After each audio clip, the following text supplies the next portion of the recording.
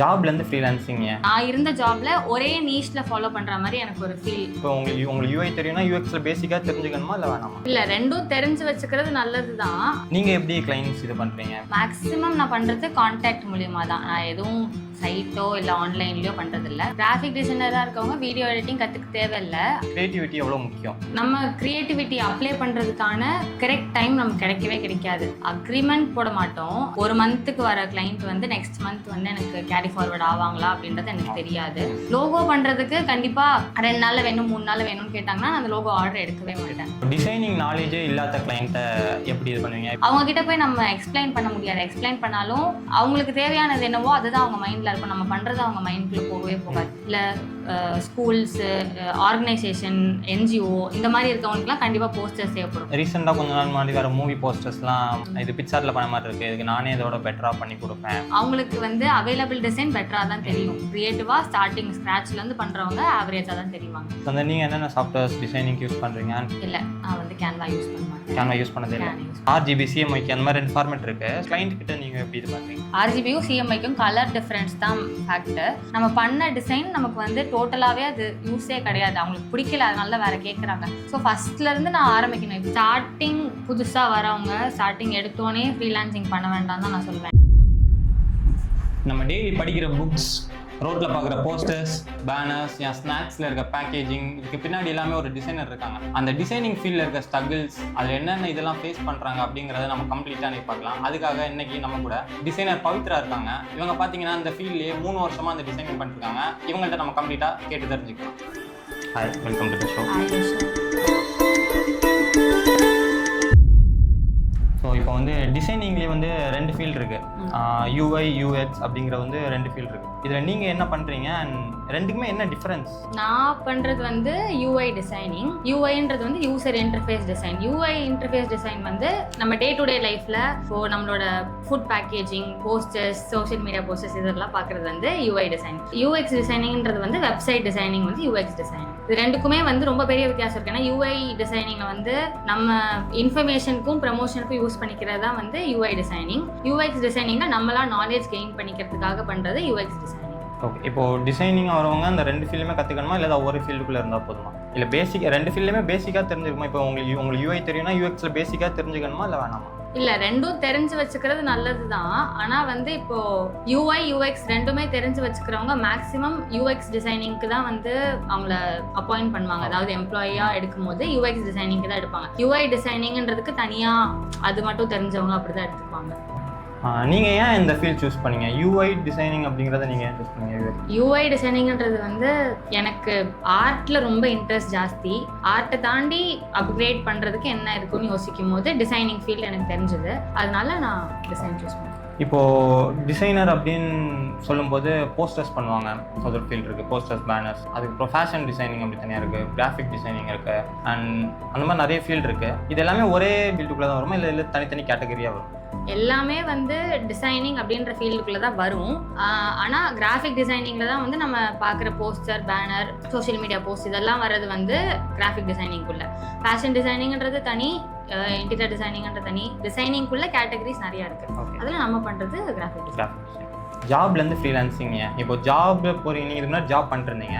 So இப்போ ஜாப்லனா உங்களுக்கு ஃபிக்ஸ்டாக ஒரு சேலரி வரும். மந்த் எண்ட் ஆனால் ஃபிக்ஸ்டாக உங்களுக்கு வேலை அதிகமாக இருந்தாலும் கம்மியாக இருந்தாலுமே உங்களுக்கு ஃபிக்ஸ்டாக ஒரு சேலரி வந்துடும். ஆனால் ஃப்ரீலான்சிங்கில் வந்து ஸ்டேபிளாக ஒரு சேலரி இருக்காது. உங்களால் அந்த ஃப்ரீலான்சிங் பண்ணி உங்களால் ஃபேஸ் பண்ண முடியுதா ஃபேமிலியில்? ஜாப் பண்ணிங்கன்னா சேலரி கிடச்சோன்னே மந்த் எண்ட் வீட்டில் சேலரி கொடுத்தோன்னு அதை கேட்க மாட்டாங்க. இப்போ ஃப்ரீலான்சிங் போகும்போது மந்த் எண்ட்லன்னு கொடுக்க முடியாது, நமக்கு எப்போ வருதோ அப்போ தான். உங்களுக்கு கரெக்டாக ஃப்ரீலான்சிங்லாம் ரன் ஆகுதா?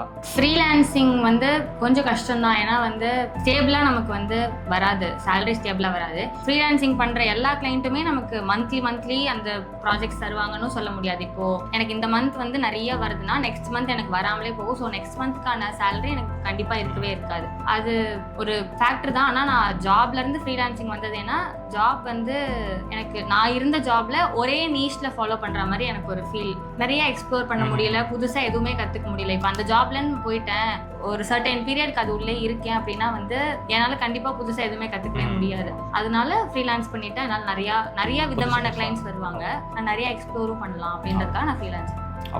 இப்போது நான் வீடியோ விட்டு நான் ஃப்ரீலான்சிங் பண்ணுறேன்னா இது எல்லாரும் தெரிஞ்ச விஷயம், நான் கண்டென்ட் கிரியேட் பண்ணுறேன் வருது. அண்ட் வீடியோ எடிட்டர்ஸ்க்கு கிளைண்ட் கிடைக்கிறதுக்கு ஒரு ஃபார்மெட் இருக்கும். இதுக்கு முன்னாடி ரோஷன் வச்சு பண்ணியிருந்தோம். ஸோ அவர் சொன்னார் நெட்வொர்க் மூலமாக தான் கிளைண்ட்ஸ் கிடைக்கிறாங்க அப்படின்னு சொல்லிட்டு. நீங்கள் எப்படி கிளைண்ட்ஸ் இது பண்ணுறீங்க? இப்போ ஒரு டிசைனராக கிளைண்ட் எப்படி அப்ரோச் பண்ணுறீங்க?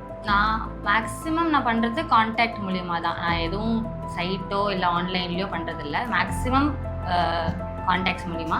ஒரு சில கிளைண்ட்ஸ் மட்டும் எனக்கு ஆன்லைன் மூலிமா. ஓகே. இப்போ ஆன்லைன் மூலமாக வருதுன்னா நீங்கள் வெப்சைட்டில் ஏதாச்சும் இது பண்ணுறீங்களா இல்லை எந்த மாதிரி? இல்லை, நான் சைட்டில் போடல. நௌக்ரி, இன்டர்ன்ஷாலா, லிங்க்டின் இதுலலாம் நம்ம வந்து ஃப்ரீலான்ஸ் ஜாபுக்காக அப்ளை பண்ணியிருந்தோம் அப்படின்னா வந்து அவங்க நமக்கு ப்ராஜெக்ட்ஸ் முடிச்சு கொடுக்கும்போது நமக்கான பேமெண்ட் அது. ஓகே. ஸோ உங்கள் ஃபஸ்ட்டு ஃப்ரீலான்சிங் கிளைண்ட் வந்து நீங்கள் எப்படி எடுத்தீங்க? என்னோடய ஃபஸ்ட்டு ஃப்ரீலான்சிங் கிளைண்ட் நான் வந்து ஃபஸ்ட்டு கிளைண்ட்டாக எடுத்ததே வந்து நான் டிசைனிங்காக எடுக்கல. நான் ஒரு ஆர்ட்டுக்காக எடுத்தேன். நான் ஆர்ட்டும் பண்ணுறேன் அப்படின்னா ஆர்ட்டுக்காக எடுத்தேன். என் அக்காவோட ஃப்ரெண்ட் அவங்களுக்கு என்கேஜ்மெண்ட்காக நான் வந்து ஒரு ட்ரா பண்ணி கொடுத்தேன். அவங்க அது பிடிச்சிருக்கு அப்படின்றனால எனக்கு இதை வந்து நீங்கள் இன்விடேஷனாகவும் பண்ணி தருவீங்களா அப்படின்ற மாதிரி கேட்டாங்க.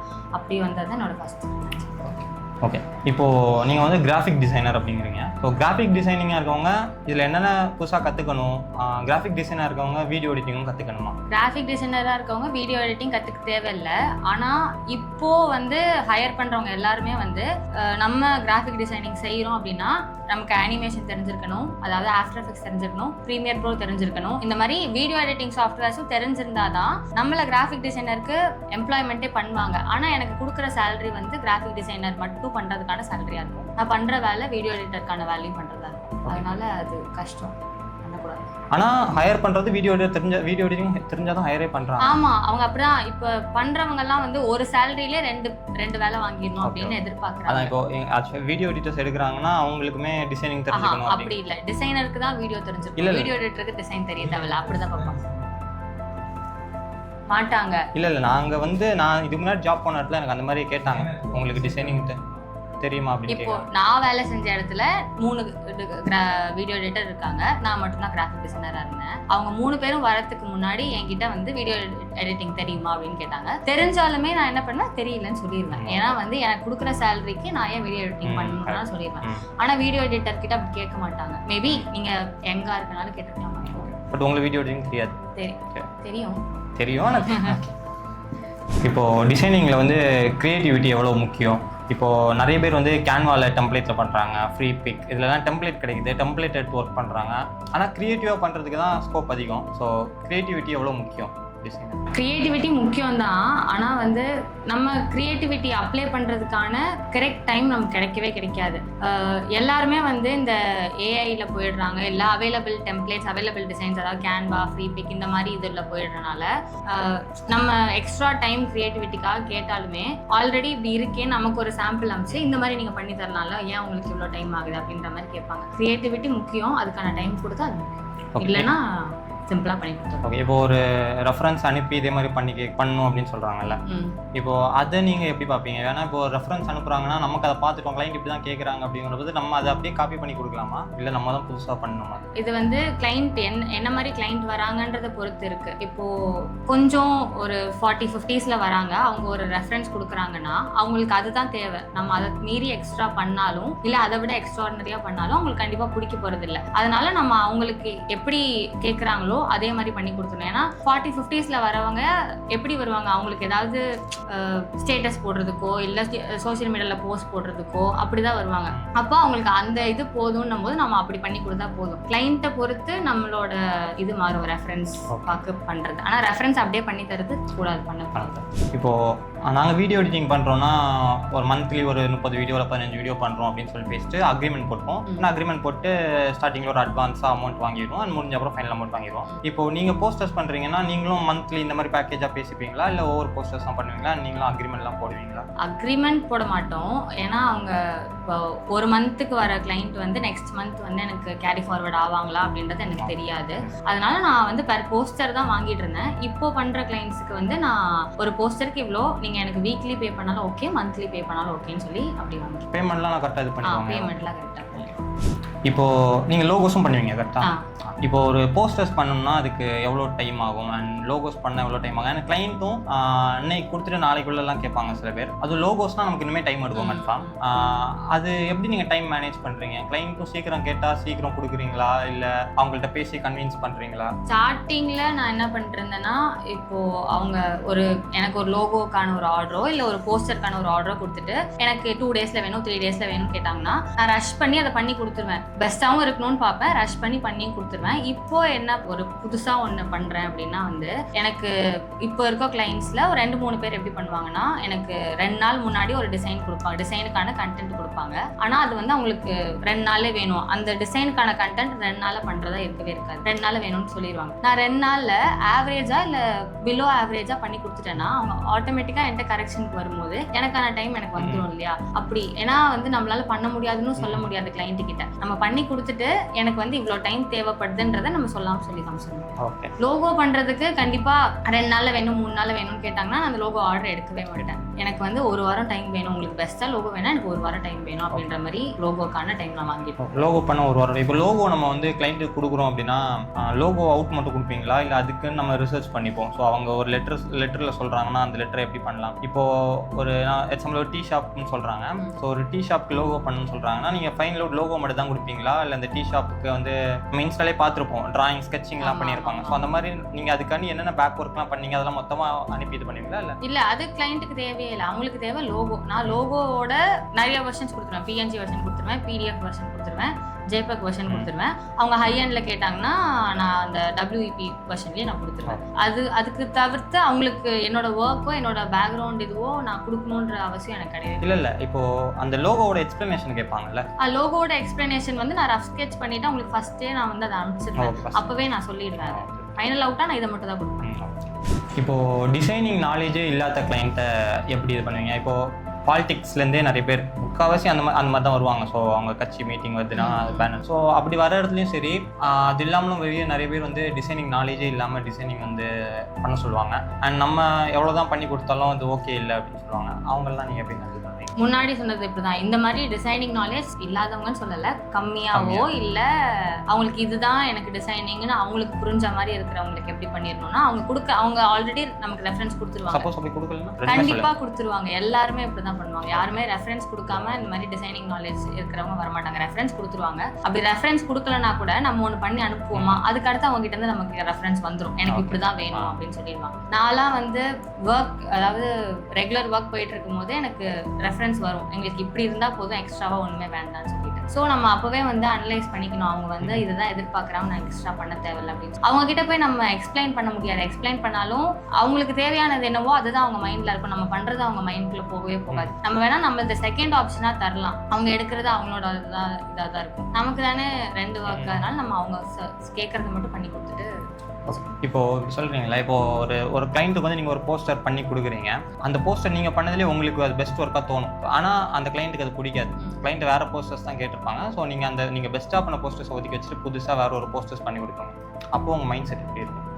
கார்பரேட் மீம்லாம் வரல. கார்பரேட் லாங்குவேஜ்ல நான் சொல்றது புரியுதா இல்லையான்றத கார்பரேட் லாங்குவேஜ்ல பேசுறது இருக்கும். அந்த மாதிரி தான் இருக்கும். நான் ஒன்று நல்லா பண்ணியிருக்கேன், ஆனால் உங்களுக்கு அது பிடிக்கவே மாட்டேங்குது. நான் எக்ஸ்பிளைன் பண்ணாலும் உங்களுக்கு புரிய மாட்டேங்குது. உங்களுக்கு தேவை அந்த ஆவரேஜ் டிசைன் தான் அப்படின்னு வேண்டா வெறுப்பா தான் பண்ற மாதிரி இருக்கும். இப்போ நம்ம படிக்கும் போது ஒரு சில டிசைன் கிராமர்ஸ்லாம் படிச்சிருப்போம். அங்கே அப்ளை பண்ணவே முடியாது. அப்ளை பண்ண முடியலன்றதே நமக்கு ரொம்ப டென்ஷனாக ஆதங்கமாக இருக்கும். இங்கிலீஷ் படிச்சவங்க கிட்ட போய் கிராமர் தப்பா பேசினா அவங்களுக்கு கோவம் வர அந்த மாதிரி தான் இருக்கும். நமக்கு ஆனால் பண்ணி கொடுத்துதான் ஆகணும். நமக்கு தானே அதில் நீட் இருக்குது, அதனால நம்ம பண்ணி கொடுத்துருவோம்.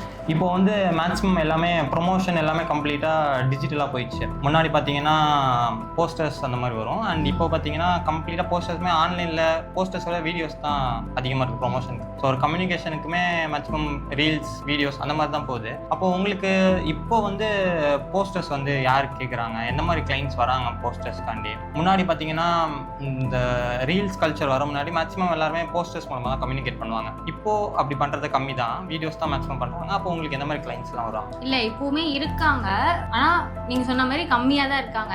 எப்படி நம்மக்கிட்ட வந்து கேட்கும் போதே ஃப்ரீலான்ஸ் கிளைண்ட்ஸ் எப்படி கேட்பாங்கன்னா, இந்த இதை வந்து எனக்கு வீடியோவாக பண்ணி தருவீங்களா அப்படின்னு தான் கேட்பாங்க. அப்போது எனக்கு வந்து அங்கே டிசைனிங்க்கு தான் எனக்கு தெரியும், ஆனால் நான் வீடியோ தான் பண்ண மாட்டேன்னு சொல்லிட்டா எனக்கான கிளைண்ட் போயிடுவாங்க. நான் என்ன பண்ணுவேன், நான் டிசைனிங் பண்ணிவிட்டு நான் வெளியே கொடுத்து அனிமேட் ஆக்கி அவங்களுக்கு வீடியோ கொடுத்தேன். அப்போ எனக்கும் அங்கே டிசைனிங்கான வேலையும் இருக்குது, அவங்களுக்கு வீடியோ தேவைன்னா ஒரு பேசிக் அனிமேஷனும் இருக்காங்க. அப்படி இப்போது வீடியோ கிளைண்ட்ஸ்ன்னும் போது அந்த வீடியோ கிளைண்ட்ஸ்க்கு வீடியோ சாட்டிஸ்ஃபை ஆகிற அளவுக்கு நம்ம அவங்களுக்கு வந்து போஸ்டர்ஸும் தேவைப்படும். நம்ம பேசும்போதே நம்ம பேசுகிறதுல தான் வந்து அவங்க நமக்கு கிளைண்ட்டாக வருவாங்க. இருக்காங்க இப்போ பேசிக் டான்ஸ் ஸ்கூல்ஸ், இல்லை ஸ்கூல்ஸு, ஆர்கனைசேஷன், என்ஜிஓ இந்த மாதிரி இருக்கவங்களுக்குலாம் கண்டிப்பாக போஸ்டர்ஸ் தேவைப்படும். போஸ்டர்ஸ் தேவைப்படலனா கூட அவங்க பண்ணுற ஹெல்ப்புக்கெலாம் அவங்களுக்கு பேனர்ஸ் தேவைப்படும், பேம்ப்ளெட்ஸ் தேவைப்படும். இதெல்லாம் நமக்கு டிசைன் தானே, அதெல்லாம் அவங்களால வீடியோவாக பண்ண முடியாது. அவங்க நேரில் போகிறவங்க கண்டிப்பாக கையில் ஏதாவது கொடுக்கணும்னா நம்ம டிசைன் தேவை, அதுதான் அப்படி. ஓகே, இப்போது மூவி போஸ்டர்ஸ்லாம் ரீசெண்டாக கொஞ்ச நாள் முன்னாடி வர மூவி போஸ்டர்ஸ்லாம் மொபைல்ல ட்ரோல் நிறைய வரும். இது பிக்சார்ட்டில் பண்ண மாதிரி இருக்குது, இதுக்கு நானே இதோட பெட்டராக பண்ணி கொடுப்பேன், அந்த மாதிரிலாம் வருது. இதை நீங்கள் எப்படி பார்க்குறீங்க? இப்போ மூவி போஸ்டர்ஸ் அப்படிங்கிறது வந்து அதுக்கு நிறைய செலவு பண்ணி தான் அந்த போஸ்டர்ஸ் இது பண்ணுவாங்க, அதுக்கு தனியாக ஃபோட்டோகிராஃபர்ஸ் வச்சுருப்பாங்க, அதுக்கான ஃபோட்டோஸ்லாம் எடுத்து இது வந்து ஈஸியாக சொல்லிட்டு போயிடறாங்க, இது பிக்சார்ட்டில் பண்ண மாதிரி இருக்குது, நானே இதோட பெட்டராக பண்ணிடுறேன் அப்படி. இதெல்லாம் நீங்கள் எப்படி பார்க்குறீங்க? இந்த பெட்டராக பண்ணுறேன் அப்படின்னு சொல்கிறவங்கலாம் எங்கேருந்து வருவாங்கன்னா கேன்வா, ஏஐ அதுலேருந்து வருவாங்க. ஸோ அவங்களுக்கு வந்து அவைலபிள் டிசைன் பெட்டராக தான் தெரியும். க்ரியேட்டிவாக ஸ்டார்டிங் ஸ்க்ராட்ச்லேருந்து பண்ணுறவங்க ஆவரேஜாக தான் தெரியுவாங்க. நம்ம அதெல்லாம் எடுத்துக்கிட்டால் நம்மளால போக முடியாது. இப்போது சாஃப்ட்வேர்ஸ் வந்து நீங்கள் என்னென்ன சாஃப்ட்வேர்ஸ் டிசைனிங் யூஸ் பண்ணுறீங்க? கேன்வாலாம் யூஸ் பண்ணுறீங்களா? இல்லை, நான் வந்து கேன்வா யூஸ் பண்ண மாட்டேன். கேன்வா யூஸ் பண்ணதே இல்லை. பார்ப்பேன், ஆனால் அதுலேருந்து டிசைன் எடுக்கிறதோ இல்லை அதுலேயே வந்து யூஸ் த டெம்ப்ளேட்டில் போய் டெம்ப்ளேட் யூஸ் பண்ணுறதோ அது பண்ண மாட்டேன். நான் ஃபோட்டோஷாப், இல்லுஸ்ட்ரேட்டர், இன்டிசைன் வந்து பேசிக் லெவலில் இருக்கேன், போயிடுவேன், அவ்வளோ போயிடுவேன். ஓகே, இப்போது கேன்வாவில் பார்த்தீங்கன்னா நீங்கள் வந்து போஸ்டர்ஸ் வந்து வீடியோவை அனிமேட் பண்ணிக்கலாம், ஆனால் நீங்கள் சொன்ன 3 சாஃப்ட்வேர் பண்ண முடியாதுன்னு நினைக்கிறேன். பண்ண முடியும், எனக்கு நான் தான் சொல்கிறேன்ல, நான் வந்து வெளியே கொடுத்து இல்லை, நான் என்ன சொல்கிறேன்னா இதுக்கு நீங்கள் கேன்வா யூஸ் பண்ணீங்கன்னா உங்களுக்கு ஈஸியாக இருக்கும். இல்லை, கிரியேட்டிவிட்டி போயிடும். கேன்வால இப்போ நம்மளா வந்து புதுசா ஒரு blank பேஜ் எடுத்து யூஸ் பண்றோம்னாலும் அனிமேஷனுக்கு வந்து நம்ம ஆஃப்டர் எஃபெக்ட்ஸ் யூஸ் பண்றோம், நம்ம டைம் லைட் செட் பண்ணி நம்ம கீ ஃப்ரேம் செட் பண்ணி அப்படி யூஸ் பண்ணுவோம். அப்போ நமக்கான வேலை அது உள்ள இருக்கு. இதுல அப்படி இல்லை, நீ அனிமேஷன் கொடுத்துட்டு அந்த அனிமேஷன்ல கீழே அவைலபிள் இருக்கிறத நீ அப்ளை பண்ணிட்டு ப்ளே பண்ணால் போதும். அப்படி பண்ணும்போது எனக்கான நாலேஜ் அங்கே இருக்கவே இருக்காது. ஈஸியாக வந்து என் மைண்ட் வந்து அதுக்கு அடாப்ட் ஆகிடும். ஆல்ரெடி இருக்குது, நான் ஏன் அவ்வளோ கஷ்டப்பட்டு கீ ஃப்ரேம் செட் பண்ணணுன்ற மாதிரி ஆயிடும். எனக்கு அந்த ஈஸி டாஸ்க் வேண்டாம் அப்படின்றனால நான் அது போகவே. இப்போ டிசைனிங் வந்து நீங்கள் எப்படி லேர்ன் பண்ணீங்க? ஏன்னா இப்போ புதுசாக ஒருத்தவங்க ஸ்டார்ட் பண்ணுறாங்க அப்படின்னா அவங்க வந்து எப்படி கற்றுக்கலாம்? அண்ட் கோர்ஸ் எடுத்து கற்றுக்கலாமா? ஆன்லைன்லேயே நிறைய கோர்ஸ் இருக்கும், ஸோ கோர்ஸ் எடுத்து கற்றுக்கலாமா? அண்ட் நாங்கள் வீடியோ எடிட்டர்ஸ் மேக்ஸிமம் இருக்க வீடியோ எடிட்டர்ஸ் யூடியூப் பார்த்து லேர்ன் பண்ணியிருப்போம். இப்போ நமக்கு யூடியூப்ல வந்து நிறைய விஷயம் இருக்குது, எது வேணாலும் யூடியூப்ல பார்த்தே கற்றுக்கலாம். ஸோ நீங்கள் எப்படி லேர்ன் பண்ணீங்க டிசைனிங்? அண்ட் புதுசாக ஒருத்தர் லேர்ன் பண்ணணும், அவர் எப்படிலாம் லேர்ன் பண்ணலாம்? நான் வந்து ஃபஸ்ட்டு லேர்ன் பண்ணது இந்த ஸ்கூல்லலாம் சம்மர் ஹாலிடேஸில் ஏதாவது கிளாஸ் அனுப்புவாங்களா, அப்படி கம்ப்யூட்டர் கிளாஸ் அனுப்பும்போது நான் ஃபோட்டோஷாப் கற்றுக்கிட்டேன். ஆனால் அது அவ்வளோவா இன்ட்ரெஸ்டடாக கற்றுக்கல, விட்டாச்சு. அப்புறம் காலேஜ் வந்தபோது காலேஜில் செகண்ட் இயரில் எனக்கு சிலபஸ்லேயே இருந்துச்சு ஃபோட்டோஷாப். ஓகே, அதில் நான் விஸ்காம் படிச்சேன். அதில் சிலபஸ்லேயே இருந்துச்சு எனக்கு. ஸோ சிலபஸ்லேயே இருக்கிறனால பண்ண எனக்கு கொஞ்சம் இன்ட்ரெஸ்ட் வந்து நான் அதிலே போனேன். காலேஜ்லேயே வந்து ஏதாவது ஃபெஸ்ட் வருது இல்லை ஏதாவது ஈவெண்ட் பண்ணுறாங்க அப்படின்னா அதுக்கெலாம் கொஞ்சம் இன்ட்ரெஸ்டடாக பண்ண ஆரம்பித்தேன். அதுக்கப்புறம் நானே நீங்கள் சொன்ன மாதிரி தான், நீங்கள் யூடியூப்பில் கற்றுக்கிற மாதிரி நானும் யூடியூப்ஸில் கற்றுக்கிறேன். ஒரு விஷயம் தெரியலனா யூடியூப்பில் பார்த்து கற்றுப்பேன். இப்போது காலேஜில் ஃபுல்லாகவே அவங்களே வந்து சொல்லித்தரணும்னு நம்ம எதிர்பார்க்க முடியாது. அவங்க வந்து எனக்கு ஒரு அட்வான்ஸ் பேசிக் லெவல் வரைக்கும் வந்து கற்றுக் கொடுத்துட்டாங்க. அதுக்கப்புறமா எனக்கு அது உள்ள ஏதாவது அட்வான்ஸ்டு இது தெரியணும், இல்லை இந்த எஃபெக்ட் எப்படின்னு தெரியணும், கொஞ்சம் யூனிக்காக தெரியணும்னா அதுக்கான என்னென்ன விஷயம் இருக்கோ அதெல்லாம் யூடியூப்ல கற்றுப்பேன். இப்போ வெளியில் கற்றுக்கிறவங்க இதுக்காகவே நிறையா ஆஃப்லைன் கிளாஸஸும் இருக்குது, ஆன்லைன் கிளாஸஸும் இருக்குது, கோர்ஸுமே இருக்குது. இப்படி அப்படியும் கற்றுக்கலாம். இல்லை என்னால் அதுக்கெலாம் வந்து அஃபோர்ட் பண்ண முடியாதுன்றவங்க யூடியூப்லையும் கற்றுக்கலாம். இப்போது கிளைண்ட்டு கூட வந்து நீங்கள் எப்படி கம்யூனிகேட் பண்ணுறீங்க? ஃபோன் கால் இல்லை வாட்ஸ்அப் அந்த மாதிரி கம்யூனிகேட் பண்ணுறீங்களா, இல்லை கூகுள் மீட் அந்த மாதிரி கம்யூனிகேட்? இப்போ ஒரு வெப்சைட் டிசைன் பண்ணுறோம் அப்படின்னா அந்த வெப்சைட் முடிஞ்ச அப்புறம் கிளைண்ட்டு தான் ஃபுல்லாக ஹேண்டில் பண்ண போகிறாங்கன்னா கூகுள் மீட்டில் வச்சு கிளைண்ட்டுக்கு கம்ப்ளீட்டாக சொல்லி கொடுப்பாங்க. அந்த மாதிரி நீங்கள் ஒரு போஸ்டர்ஸ் பண்ணுறீங்கன்னா அதை வந்து கூகுள் மீட்டில் வச்சு அதை டீகோட் பண்ணி சொல்லுவீங்களா? அந்த மாதிரி விஷயம்லாம் இப்போது அவங்க கிளைண்ட் வந்து ஒரு நார்மல் சோஷியல் மீடியா போஸ்ட் தான் கேட்குறாங்க அப்படின்னா வந்து என்னோட கம்யூனிகேஷன் வந்து கால், வாட்ஸ்அப் இல்லை மெசேஜஸ் அப்படி தான் இருக்கும். அவங்களுக்கு நான் டிசைன் அனுப்பிட்டு அவங்க அதுலேருந்து ஏதாவது என்கிட்ட கேள்வி கேட்குறாங்க, இல்லை ஏன் இந்த ஃபேக்டர்ஸ்லாம் வச்சுக்கன்னு கேட்குறாங்கன்னா நான் அவங்களுக்கு அப்போ ஒரு ஜிமெயில் வைப்பேன். இதே வந்து ஒரு பெரிய பேனர் பண்ணுறேன், அவங்க போய் வேற எங்கேயாவது ப்ரெசென்ட் பண்ண போகிறாங்க, இல்லை ப்ரெசன்டேஷனே நான் பண்ணித்தரேன்னா இப்போ நான் தான் அதை பண்ணுறேன், ஆனால் எக்ஸ்பிளைன் பண்ண போகிறது அவங்கங்கும் போது நான் மேக்ஸிமம் நேராக போய் சொல்கிற மாதிரி பார்த்துப்பேன். அவங்களால வர முடியாது, இல்லை என்னால் போக முடியாதுன்னும் போது ஜிமீட் வச்சு. இப்போது வீடியோ எடிட்டர்ஸ் நாங்கள் ஒரு வீடியோ எடிட் பண்ணி கொடுக்குறோன்னா எங்களுக்கு அந்த வீடியோவில் வந்து நாங்களே கடைசியில் ஆட் பண்ணிடுவோம் கிரெடிட்ஸை. லாங் ஃபார்மேட் வீடியோவில் கடைசியில் ஆட் பண்ணிடுவோம். ஷார்ட் ஃபார்மேட் வீடியோவில் இன்ஸ்டாவில் போடுறாங்கன்னா கேப்ஷன்லாம் அதை மென்ஷன் பண்ணிடுவாங்க. ஸோ எங்களுக்கு கிரெடிட்ஸ் கிடைக்கும், நாங்கள் தான் வீடியோ எடிட் பண்ணிடுவோம். இப்போ டிசைனராக இருக்க உங்களுக்கு வந்து நீங்கள் தான் டிசைன் பண்ணியிருக்கீங்க அப்படிங்கிறதுக்கு உங்களுக்கு எங்கேயாவது ஒரு கிரெடிட்ஸ் கிடச்சிருக்கா? இல்லை, கிரெடிட்ஸ் டிசைனர் கிடைக்காது. ஏன்னா நீங்கள் வீடியோ எடிட்டிங் பண்ணுறீங்க, எடிட்டிங்கில் நீங்களே லாஸ்ட்டில் வந்து அந்த ஸ்க்ராலில் வந்து உங்கள் பேரை ஆட் பண்ணலாம். எங்களது டிசைனுங்கும் போது அது ஒரு சிங்கிள் போஸ்டர், அதில் வந்து நாங்கள் கீழே நாங்கள் தான் பண்ணோன்னு வந்து போட முடியாது. இப்போ ஆர்ட் பண்ணுறோன்னா கீழே சைன் போட்டு கொடுக்கலாம், அதே டிசைனுக்கு அது பண்ண முடியாது. ஏன்னா டிசைனுக்கு வந்து நம்ம அவங்க லோகோ, அவங்களோட சோஷியல் மீடியா அதெல்லாம் வைப்போம். ஸோ அதில் கிரெடிட் கிடைக்கிறது கஷ்டம். ஓகே, இப்போது இன்ஸ்டாவில் வந்து கண்டென்ட் கிரியேட் பண்ணுறாங்கல்ல, இப்போ ஒரு லோகோ டிசைன் பண்ணுறோன்னா அந்த லோகோ வந்து வச்சு கண்டென்ட் கிரியேட் பண்ணுறாங்க, போஸ்டர்ஸ் பண்ணுறாங்க. இப்போ அந்த கண்டென்ட் கிரியேட் பண்ணால் கண்டிப்பாக அந்த கிளைண்ட் கிட்ட பெர்மிஷன் வாங்கணுமா? ஏன்னா அவங்களுக்கு பண்ணுற விஷயத்த நம்மளோட பேஜில் நம்ம அதை போடுறதுக்காண்டி பெர்மிஷன் வாங்கணும். நம்ம வந்து அவங்களோட சோர்ஸ்லேருந்து சின்னதாக ஏதாவது ரிவீல் பண்ணுறோன்னா கூட அவங்க கிட்ட நம்ம கேட்டுட்டு அவங்களோட பெர்மிஷனோட தான் நம்ம பண்ணணும். இப்போ அவங்களோட கலர்ஸ், இப்போ நான் ஒரு கிளைண்ட்டுக்கு லோகோ பண்ணுறேன், அந்த கிளைண்ட்டுக்கு நான் ஒரு 4 கலர்ஸ் வச்சுருக்கேன். அந்த கலரை நான் வேறு இதில் அப்ளை பண்ணலாமா வேண்டாமான்றதை நான் அவங்ககிட்ட கேட்டுக்கணும். ஏன்னா இது அவங்களுக்கான சோர்ஸ். கலரில் கூட பார்க்கணும், அதுதான் வந்து கரெக்ட்.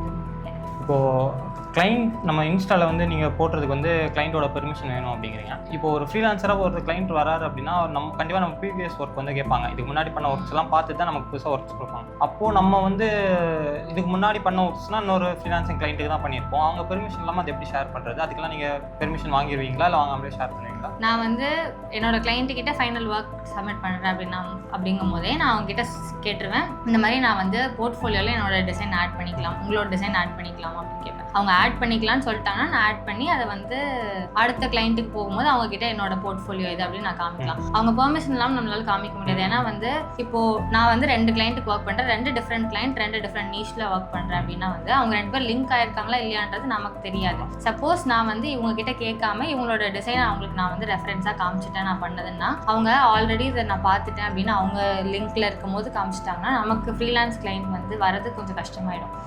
என்னை கேட்காம என்னோட டிசைன் எப்படி வெளில தராங்க அப்படின்ற மாதிரி கேட்காம கொடுக்கக்கூடாது.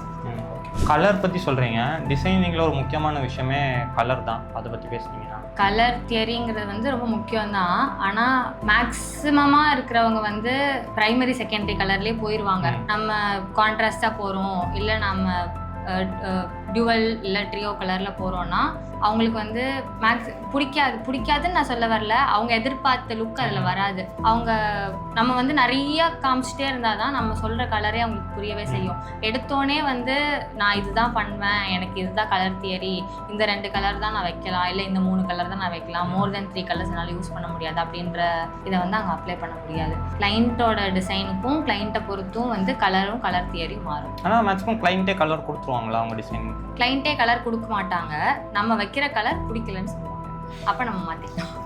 இப்போது டிசைனிங்கில் வந்து ஏஐ எப்படி இருக்குது? ஏன்னா இப்போ ஃப்ரீ பிக் சொன்னீங்க, ஃப்ரீ பிக்கில் வந்து நம்ம ப்ராம்ப்ட் போட்டாலே டிசைன் வருது, அதே க்ரியேட்டிவிட்டியாக தான் இருக்குது. இப்போது இதுக்கு முன்னாடி பண்ணதே அது வந்து திருப்பி காப்பி பேஸ்ட்லாம் பண்ணல, அதே புதுசாக தான் வருது. அப்போது ஃப்யூச்சரில் வந்து டிசைனோட ஜாப் என்னவாக இருக்கும்? இல்லை, ஏஐ கிட்ட அதுக்கான ஸ்டாக், அதாவது அது ஒரு லிமிட்டட் ஸ்டாக் தான், இன்ஃபினிட்டி ஸ்டாக் ஏஐ கிட்ட கிடையாது. அதோட லிமிட்டட் ஸ்டாக் முடியும் போது அது மறுபடியும் அது எங்கே ஃபஸ்ட்டு ஸ்டார்ட் ஆச்சோ அதுலேருந்து தான் வரும், வித் கொஞ்சம் ஒரு கரெக்ஷன்ஸோட வரும். இப்போ நான் ஒரு இமேஜ் செய்கிறேன், அந்த இமேஜில் நான் ஒரு ஐகானை லெஃப்டில் வைக்கிறேன் அப்படின்னா அதோட லிமிட் முடியும் போது அதே இமேஜை அந்த ஐகானை ரைட்டில் வச்சு எனக்கு ஒரு டிசைனாக கொடுக்குமே தவிர அதால் புதுசாக செய்யவே முடியாது. அதால் வந்து ஒரு ஹியூமனை ரீப்ளேஸ் பண்ண முடியாது ஏஐயால். அதோட லிமிட் முடியும் போது ஆட்டோமேட்டிக்காக இருக்கிற எல்லாருமே ஒரு டிசைனர்கிட்ட தான் வந்தாகணும்.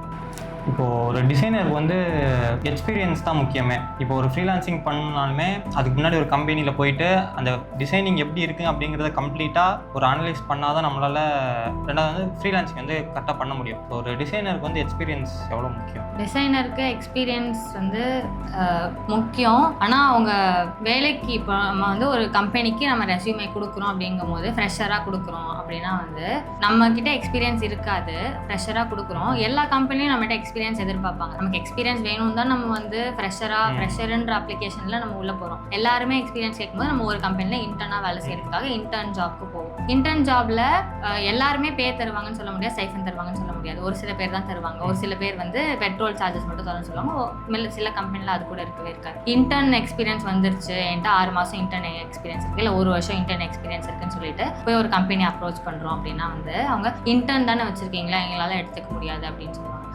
நம்ம எவ்வளோ எக்ஸ்பீரியன்ஸ் வச்சிருந்தாலும் ஒரு ஃபர்மில் போயிட்டு இல்லை ஒரு கம்பெனியில் போயிட்டு அதில் ஒரு நேம்டு கம்பெனியில் எக்ஸ்பீரியன்ஸ் இருந்தால் மட்டும்தான் வேற கம்பெனிலேயோ இல்லை நம்ம வேற எங்கேயாவது போகிறோம்னாலோ ஃப்ரீலான்சிங் கூட இப்போ எப்படி பண்ணுறாங்கன்னா உங்களுக்கு என்ன எக்ஸ்பீரியன்ஸ் இருக்குன்னு கேட்டு தான் கிளைண்ட் வராங்க.